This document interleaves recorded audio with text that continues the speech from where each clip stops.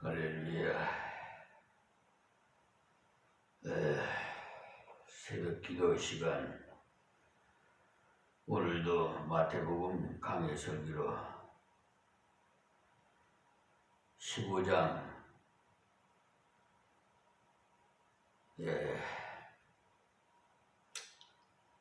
34절 말씀부터 드리겠습니다. 예수께서 가라사대 너희에게 떡이 몇 개나 있느냐 가로되 7개와 작은 생선 2마리가 있나이다 하거늘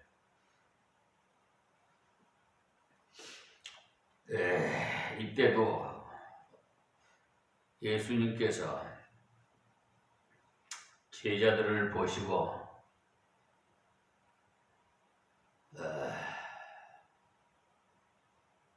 한심한 사람들아 뭘 그렇게 고민하고 있느냐고 하시면서 당장 하늘을 보시고 기도하기를 하나님 아버지여 여기에 빵과 고기를 한 사람 앞에 한 상자씩을 놓아주소서 이렇게 기도하지 않으셨어요.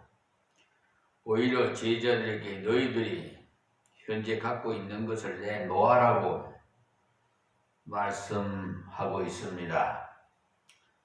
그것은 제자들을 통해서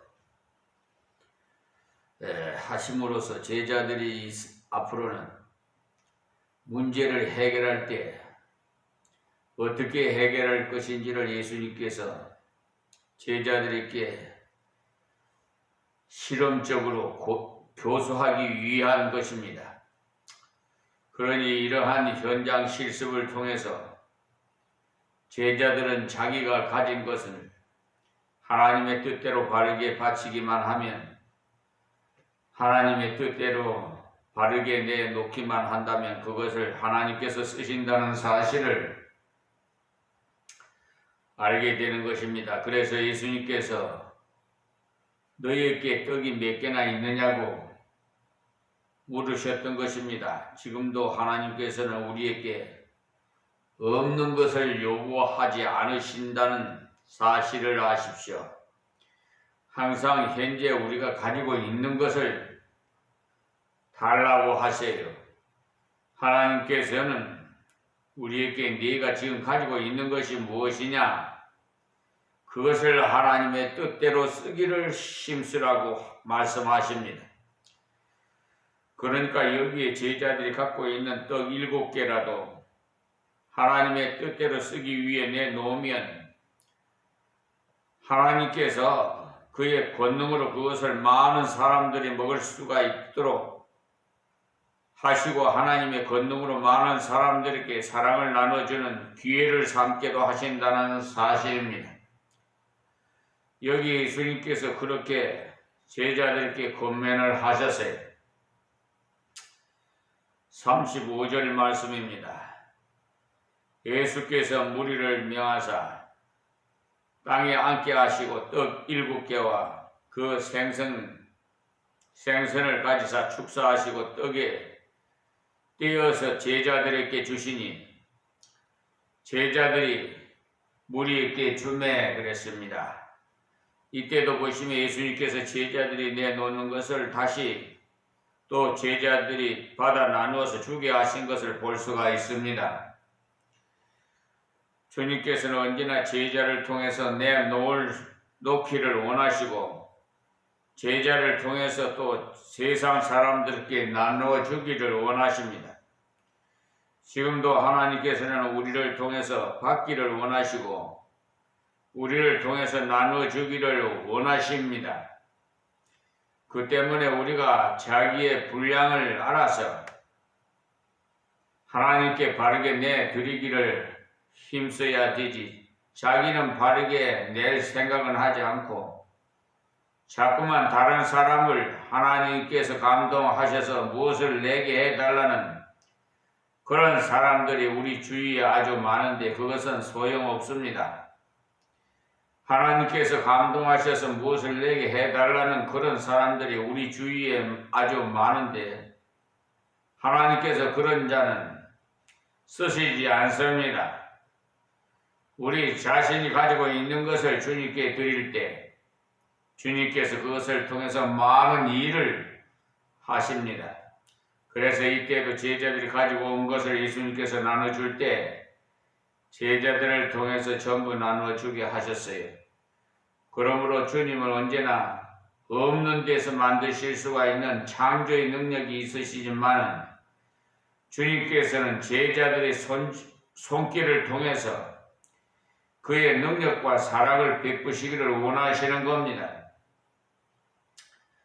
태초에 하나님께서 아무것도 없는 가운데서 말씀으로 천지 만물을 창조하셨기에 얼마든지 이적으로 배고픈 무리들을 먹이실 수가 있지만 제자들의 손길을 통해서 그의 능력과 사랑을 베푸시고 제자들이 주님의 은혜를 바로 깨달을 수가 있게 하시고 그리고 다른 사람에게 올바르게 줄 아는 그런 사랑을 실천할 수 있게 하시는 그런 계기가 되게 하기 위해서 그렇게 하시는 겁니다. 다음 37절 말씀에 다 배불리 먹고 남은 조각을 7 광주리에 차게 거두었으며 그랬습니다. 그러니까 지금 예수님께서 베푸신 이적이 앞에 14장에서 베푸신 500여의 이적보다도 결코 규모가 적은 것이 아닌 게 앞에 500여의 기적에서 남은 조각을 거둘 때 사용한 바구니의 그 용적과 지금 여기에 남은 조각을 거둘 때 사용된 그런 광주리의 그 용적이 각기 다르기 때문에 이번에 7 광주리에 거둔 용량이 전에 비해서 적은 것이 아니라는 말입니다. 그러니까 다 배불리 먹고 그리고 남은 조각을 7 광주리에 차게 거두었으며라니 하나님께서 큰 이적을 베푸시고 풍성하게 주시지만은 그것은 결코 낭비하지는 않으신다는 사실을 그래서 우리 살아가는 삶 속에서 예수님의 그 경제적인 학을 실천하시기 바랍니다. 그냥 쓰레기통으로 버리지 말고요. 저 아프리카 그 빈민국에 아사현상으로 바짝 말라서 죽어가는 것을 여러분 보시지요. 우리나라는 그냥 너무 버리는 게 많아가지고 음식 쓰레기가요. 정말 그 버리는 것만 해도 어마어마하답니다. 사실 있을 때 자라라는 말이 있잖아요. 우리가 풍부할 때 전략할 줄도 알아야 돼요. 검소하게. 그 애굽에 팔려간 요셉을 보십시오. 하나님께서 함께 하시니까 꿈 해몽을 할 수 있게 또 은혜를 베풀어 주셔서 애굽의 총리가 됐잖아요. 꿈 해몽을 많은 그 애굽 박사들 불러서 해몽도 못하고 그러니까 요셉을 불러가지고 꿈의 해몽을 7년은 풍년이 들고 8년은 흉년이 든다고 하니까 그 요셉에게 그 총리를 맡겼잖아요.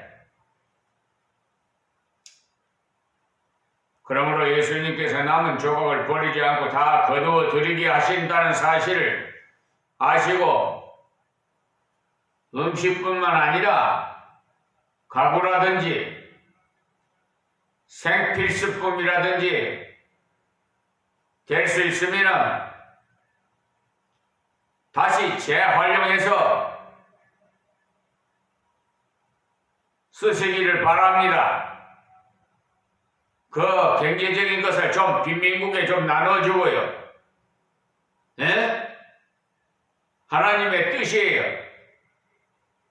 이웃을 내 몸같이 사랑하라. 이웃은요, 이런 나라와의 거리가 아무리 멀어도 우리가 이 지구상에 사는 동안은 글로벌 시대 지구가 사는 것이 한 가족이 되어버렸어요. 다음 38절에서는 먹는 자는 여자와 아이 외에 4,000명이었더라 그랬어요. 39절에 예수께서 무리를 헐떡보내시고 배에 오르사 마가단 지경에 가시니라. 여기 예수님께서 배가 고파서 기진할 뻔했던 그 무리들에게 떡을 먹여주시고 배부름을 경험한 이 사람들이 예수님께 떡을 얻어먹고 나니까 이제 예수님을 계속 따라다니고 싶어 했다는 말입니다. 그런데 예수님께서 여기에 자기가 준 떡에 관심을 기울이면서 자신을 따르고자 하는 이 무리를 다 흩어 보내셨다는 것을 아십시오. 그것은 곧 떡을 먹으려는 목적으로 주님을 따르려거든 주님을 따르지 말라는 것입니다. 그래서 예수님께서는 무리를 보고 너희는 다 돌아가서 주님께서 주신 말씀을 따라가서 생활 속에서 걸어가라. 이렇게 하셨어요. 여기에 하나님께서 남은 조각을 7광주리에 차게 거둘 정도로 풍성하게 주심으로써 우리들에게 하나님께서 주신 은혜, 선물의 풍족함을 깨닫게 하시지만 그것은 또한 귀중하게 사용되기를 바라셔서 남은 조각이라도 알뜰하게 다 거두어 올바르게 관리하도록 하시는 겁니다.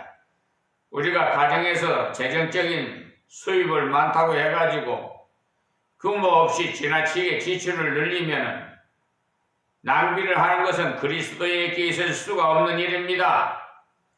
우리가 분명히 기억해야 됩니다.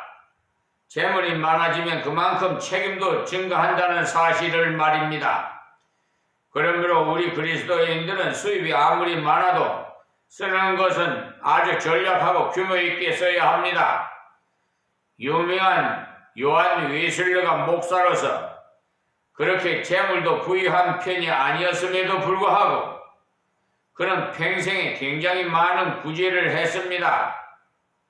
그것이 어떻게 가능하게 되었는고 하면 자기가 처음 신학교에 다닐 때 그때의 생활 수준을 그대로 평생 동안 유지하면서 지출을 늘리지 않았다는 사실입니다. 그러니까 수입이 증가하더라도 생활 수준은 늘 그 수준을 고수해 나가려고 노력했더니 그만큼 전략이 되니까 점점 더 많은 사람들에게 나눌 수가 있더라는 것입니다. 사실 우리는 요새 50만원 그러니까 그 수입이 있을 때와 70만원 수입이 있을 때나 100만원 수입이 있을 때나 그 이상 소득이 격차가 있다 해도 그만 전략하면 종래의 습성이 흐트러지면서 그만 전에는 100만원짜리를 뺄 때도 신중을 기하던 것이 소득이 늘었다고 1000원짜리도 예사롭게 빼쓰는 그런 가능성이 있어요. 그래서 수입이 늘면 이상하게 그 부를 과시하려고 소비 패턴도 고급화해서 사람들에게 보이고 싶어하는 그런 경향이 있어갖고 외제차를 타고 다니면서 뽐내고 말이에요. 그 돈이 어떻게 해서 벌인 돈인지는 알 수가 없으나 그것을 깊이 있게 수사해보면 대부분 80~90%가 부정으로 취득한 물질일 것입니다. 그러니까 남을 속이서 사기를 치든지 불로소득을 취했든지 아니면 더러운 짓거리를 해가지고 몸을 팔아서 부를 수축했든지 가지각색이 많을 거예요. 투기를 했든지 노름을 했든지. 그러니까 정상적인 생활로 하는 것은 지금 여러분 유튜브 뉴스를 들어서 아시겠지만 공무원이 순수하게 월급 받아가지고 아파트 한 채 사는데 단번에 살 수가 없잖아요.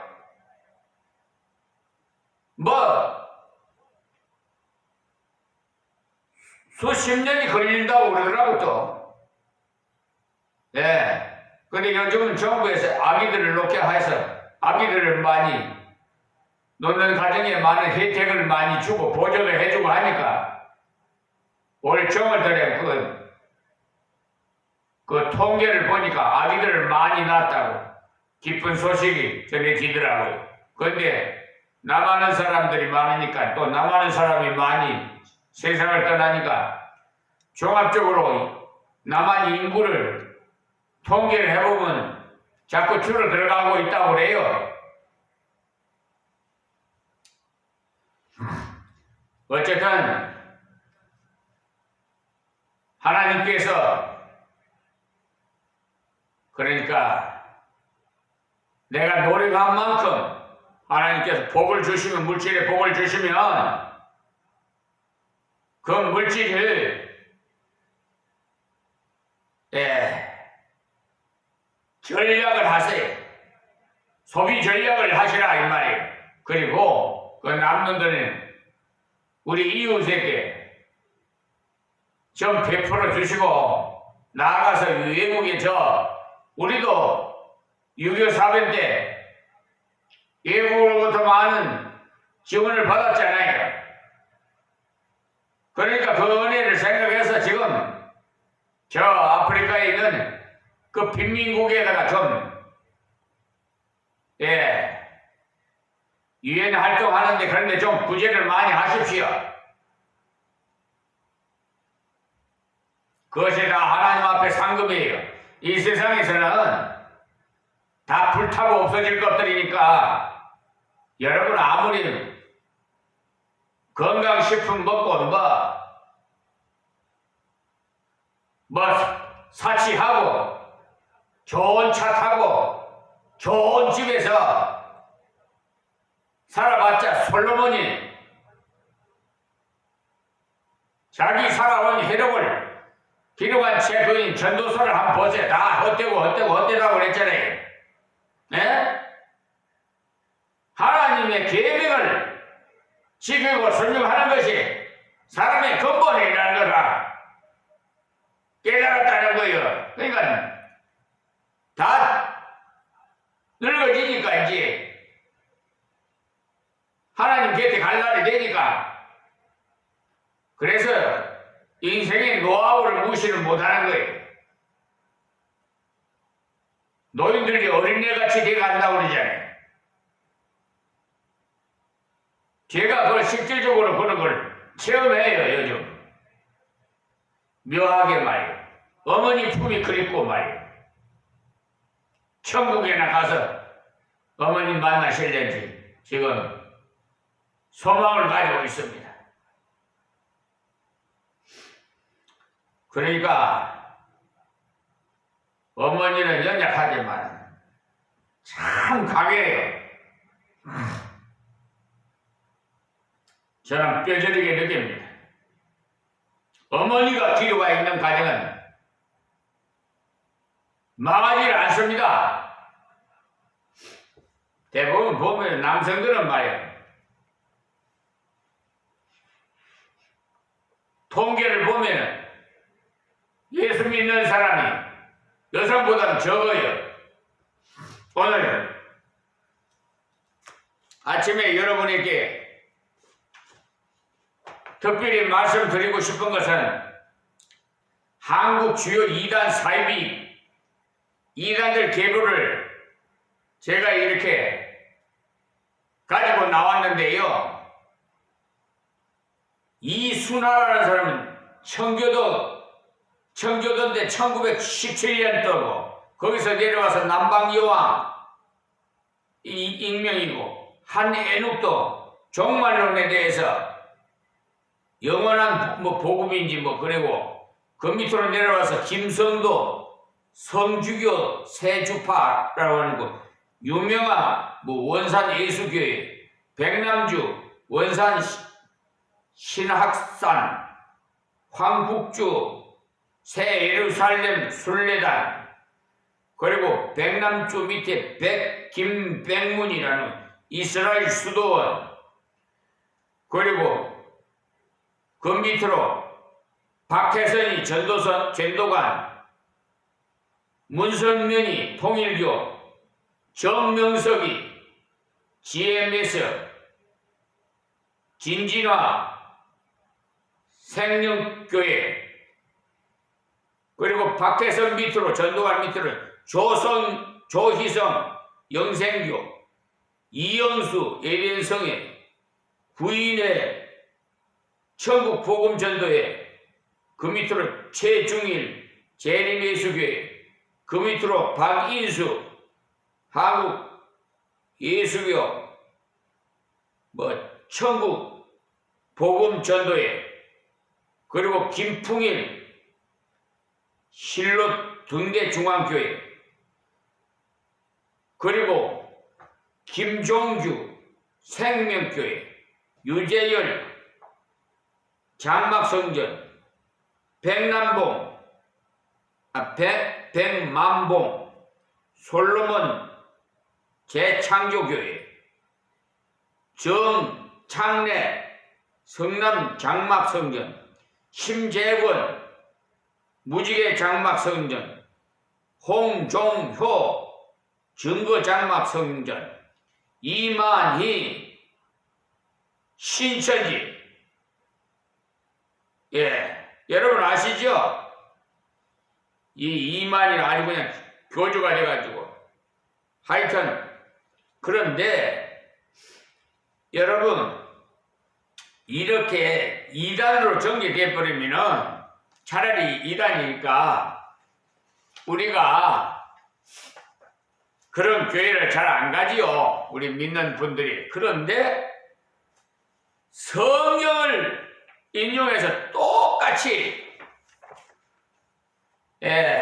며칠 어젠가 그젠가 제가 동영상으로 대한예수교회 장로회 합동 총신대회에 대학원 그 명의 교수인 그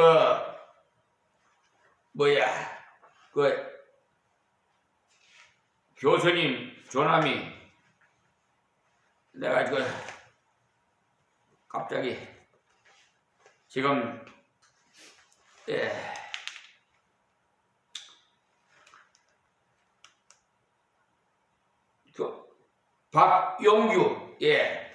박용규 교수님의 그 동영상을 제가 유튜브에 올렸어요. 근데 많은 분들이 시청을 하시더라고요.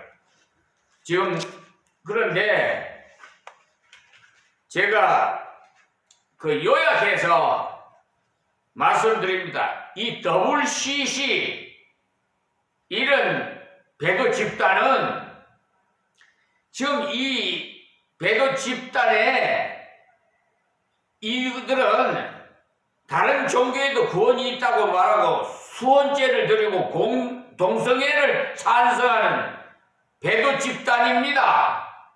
이 CC라는 집단이요. 그런데 충격적인 것은 이렇게 명백한 배도 집단인데도 불구하고 수많은 대형 교단들이 대형 교회 우리 한국에 지난번에 부산에서 이것을 총회해서요. 이 WCC예요. 그때 그 WCC 대열에 대형 교단이 CC에 가입했다는 사실이에요. 예? 한국에서 그런 거 하지 말아야 되는데 그 한국에 부산서 해가지고 했는데 그 WCC 공식적으로 지지하고 가입한 기독교 연합단체가 한국기독교교회 협의회예요. 라는 그런 단체인데, 자, 그 단체에 WCC에 가입한 그 대형 교단, 제가 지금 말씀드립니다. 여러분이 다니는 교회가 그런 WCC 교단에 가입된 교단에 소속된 교회라면은 여러분 거기서 나오십시오. 그래서 성경적인 교회로 신앙생활을 하십시오. 근데 제가 이렇게 말씀드려도 뭐 제가 강요하는 것은 아닙니다. 올바른 길로 인도해 주는 것 뿐이에요. 그러니까 여러분이 그거 계속 다니더라도 뭐 그건 뭐 제가 저하고는 무관합니다. 그러니까 여러분 개인의 앞으로 하나님 앞에 심판받을 때 불법을 행한 자에 난 너 모른다 이러면 여러분 어떻게 하렵니까? 그래서 여러분의 도움이 될 것 같아서 제가 명확하게 여러분들에게 말씀드리는 것이니까 오해하지 마시고, 이 WCC의 이런 배도 집단에 가입된 대형 교단 소속인 교회 다니시는 교인들은 그 교회에서 떠나서 성경적인 교회로 다니시라 이 말씀입니다. 자, 그러면 제가 그럼 한국 대형 교단의 WCC 회열에 가입한 교단을 말씀드리겠습니다. 그것이 조금 전에 말씀드린 대로 기독교 연합단체인 한국기독교교회연합회고요. 그 단체고, 그 다음에 장로교 통합, 감리교, 장로교 기장, 구세군, 성공회, 기독교 대한복음교회, 기하성, 순복음교회죠. 여의도 순복음교회요. 기하성, 정교회, 또 루터교회입니다. 이 교회, 그러니까 대형 교단에 소속되어 있는 교회에 다니신 분들은 생명 없는 WCC에 가입된 교회예요. 그러니까 이것이 제 말을